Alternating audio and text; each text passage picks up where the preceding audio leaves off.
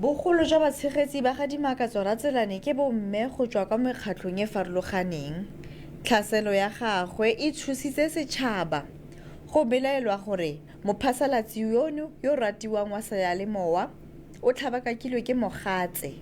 Gompieno o ne a tlile kgotlatshekelo.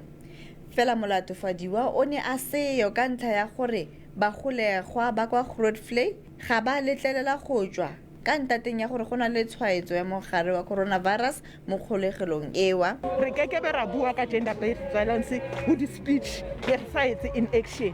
Gale re bua ha ke re tsweng di-officing re itumetse gore Dimakatso o eme ene re rata le the courage ya nang le yone.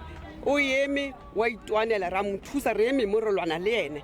Ho tlamehile hore ho be le melawana e leng hore e tlotla e thusa ho lwantshana le tabena ya tlhekefetso ya bong dipolane tsa basadi le bana. Kgetsi e tla sekwa kwa kgotlatshekelong e nngwe.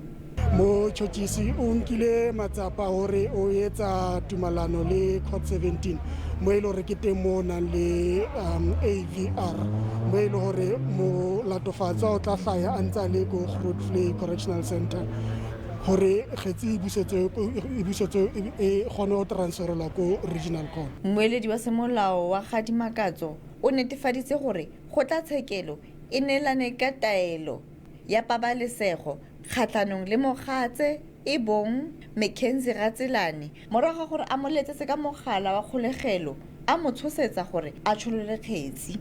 Ke Palesa Moeti, SABC News, Bloemfontein.